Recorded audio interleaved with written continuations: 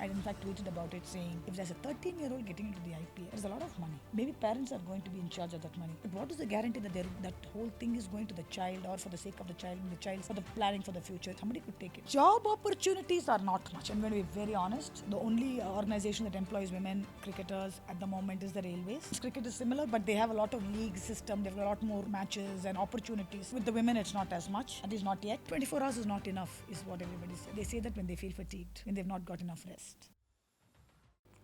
Hi, Coach Aarti. Um, you've been over decades now. You're a player, you're a coach, you're a mentor, and you are a lot of things. I think you're like having your hands full. You're juggling multiple roles. Um, I wanted to ask you from the perspective of aspiring players and for families who have aspiring players, what is the right age to start a child into sports? I think what you should first do is introduce them into activities as early as possible. Running is an activity, jumping is an activity.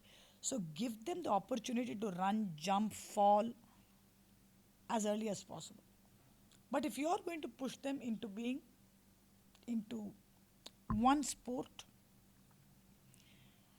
people have different views. I think 7 to 8 is a good time to start, where their motor skills are better, their comprehension is better. But before that, to develop all that, you should allow them to play multiple sports. If they start focusing on one sport very early, I feel you are not allowing them to develop holistically. I'm talking about the muscles physically. Certain body parts may not get as strengthened as it should have if they had played multiple sports. All right, so that is something we should consciously be aware of. So, having started at 7 or 8, even then, I think because we are getting a very competitive now very early, children are you are seeing a 13-year-old get into the IPL. I'm particularly not for it. My reasons are very different. I in fact tweeted about it saying if there's a 13-year-old getting into the IPL, there's a lot of money. Maybe parents are going to be in charge of that money. But what is the guarantee that that whole thing is going to the child or for the sake of the child and the child's for the planning for the future? Somebody could take it. Two, there is an environment over there that is not meant for children. It could be the language, it could be the way things are conducted over there, it could be how they handle success, failure, the stardom, all of it at 13. And what if the child breaks down? Has always been my concern. I'd like children to start off feeling good about playing. Feel good that you're coming to the ground. Put in your effort. There is no compromise on the effort.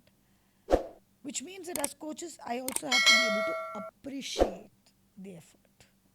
I need to applaud them. I need to give them good feedback. And they need to feel similarly at home as well.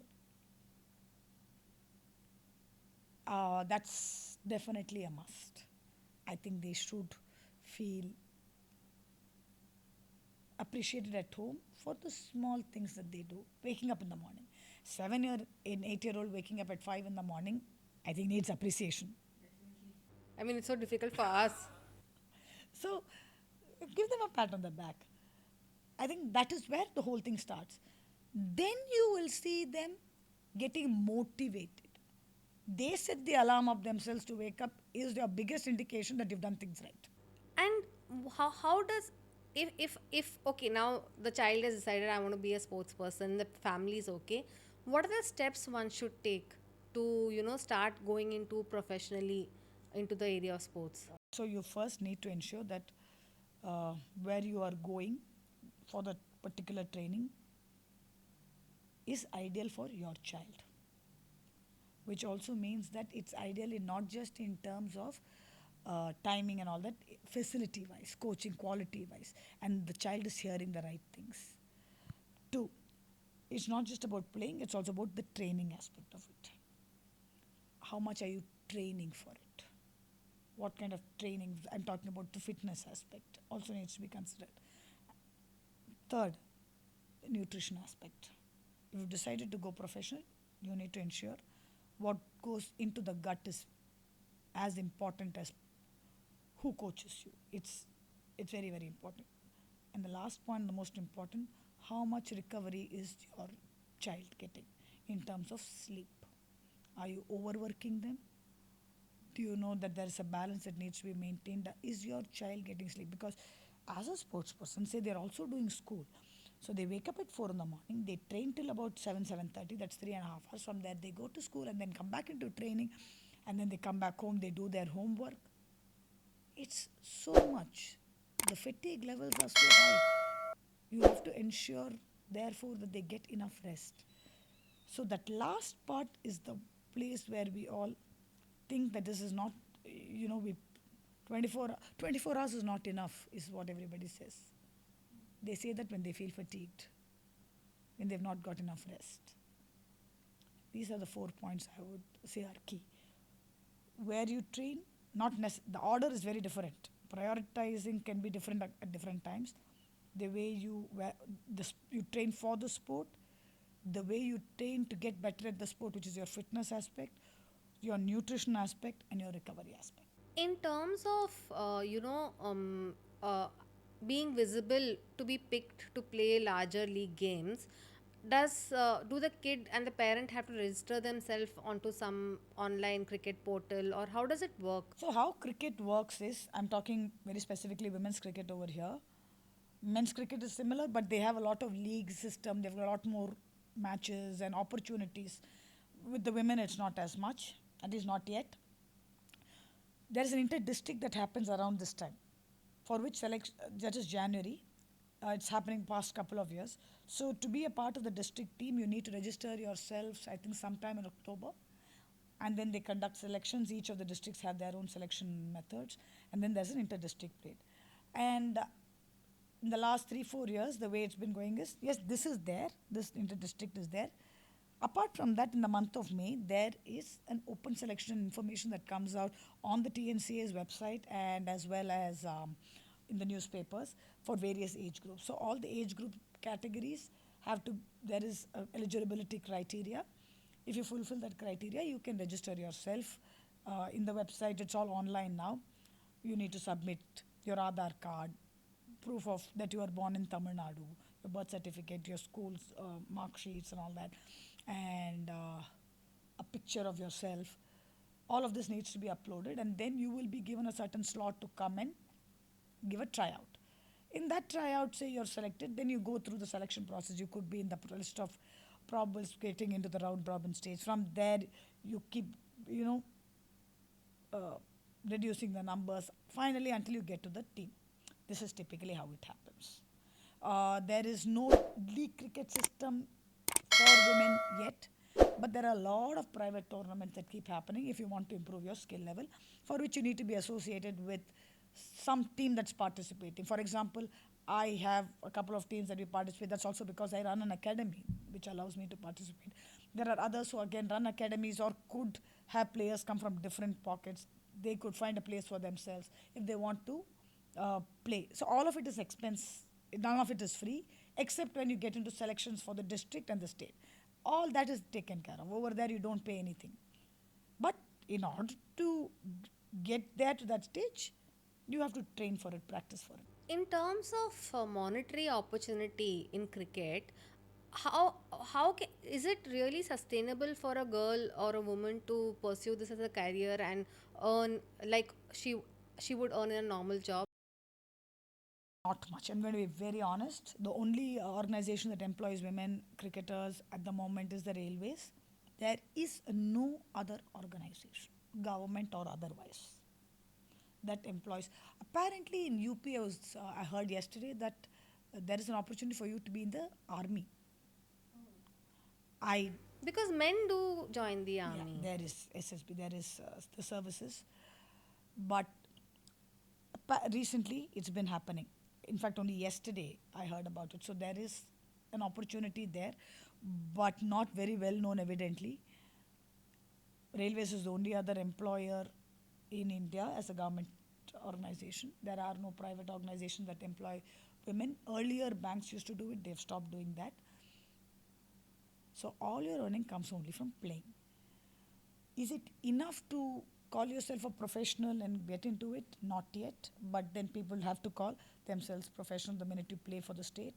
Some people get opportunities in the Women's Premier League and they get paid over there, or if you represent the country. Otherwise, if I'm playing league cricket in uh, Tamil Nadu, if I'm playing the Chennai League, there is certain payment up to, I think, even third division players do get paid a small amount. Nothing of that sort for women yet. So whether it's financially viable, it's better than what it was. It's going to get better. So I don't think it should stop people from playing. So, like for example, if a person joins a IT company, you have a 30-year-old paying career. It doesn't work like that in sports. No, it doesn't. It's that's where we are still lacking. So IT companies don't employ sports people. Maybe see there is Indian Oil Corporation, there's Bharat Petroleum, which will employ women players, sports athletes if it's an individual sport or a team sport that requires 5 6 members. Cricket needs 11 to field. And I think that's proving to be it was a challenge earlier because number of players were less. I think going forward it is definite possibility because number player pool has increased. So I think in the near future, we could have private institutions employing female cricketers as well. Okay. And companies could start playing. So, what are the various ancillary activities that players do in order to supplement income? I'm just curious. Even I'm curious. I'd like to know what my girls do. It's Okay. difficult, yeah, quite honestly. It's very difficult, which is where it becomes very challenging as a coach for me. If they have to go to the next level, there is an expensive, or not everybody can afford it. It hurts me, but that's how you do it. Literally, there are people who work part-time jobs and manage to do something. It's very unfortunate that I don't know how I can help them. I do help in terms of, if they can help me a little bit with my coaching in some way or the other, I can pay them a little. There's no doubt there, but it's not easy. It's not at all easy. And there are Not a just for lot of, women, even for men. even for men. If you don't have a job, it's becoming expensive as a sport. Are there, NGOs or communities or like Anand Mahindra, I know, has championed a HCL lot does of something. sports. HCL does do it. Not too many people. Uh, there are large corporates who do come forward if it is being done by a larger academy run by popular people. They have got good VCs, and then there are things that are happening. But everywhere it doesn't have to be that case. That is for a select few. They'll probably sponsor 20 people, 30 people. What about the remaining 3,000? Still, It's not there's a easy. gap. It's true of almost anything. If you want to get somewhere, it is going to be. Could that be the reason why India, being such a populous country, still is not able to produce It players could be. because It could be. financially It's they not are not viable. able to? Athletes, at least once you're under the government scheme of things, you get certain freebies. Cricket is not a government sport. It's BCCI is a private body. The government doesn't support cricket in any way. BCCI is a private body. There is nothing to do with Sports Authority of India. That's news, right? Yeah, I mean, I didn't know. I thought BCCI is a like private body. I'm sure there will be opportunities I'm opening sure up. it's going. It's looking better. It's not there yet, but it's looking better. So I think with this note of expecting and hoping for a better future, we can end this. I really hope there is a big bright future ahead for not just cricketers, for athletes, especially female athletes, because the minute things open up, you will see a lot more people wanting to take this up seriously, professionally. It will not necessarily be something that they have to stop once, their playing days are over. Very few are as lucky as I've been, where I've been able to continue to be in this sport after my playing days, and I think I'll be in it till the day I die as well, in some form or the other. It's not the case with so many women or sports people, but I'm sure we are getting there. And 10 years later, when you and I meet, a similar conversation could have a very different story ending to it. I hope so, and I hope that different story is absolutely brilliant for women athletes in India. On this note, I bid adieu and thank you for being here again. Thank you so much, Rashmi.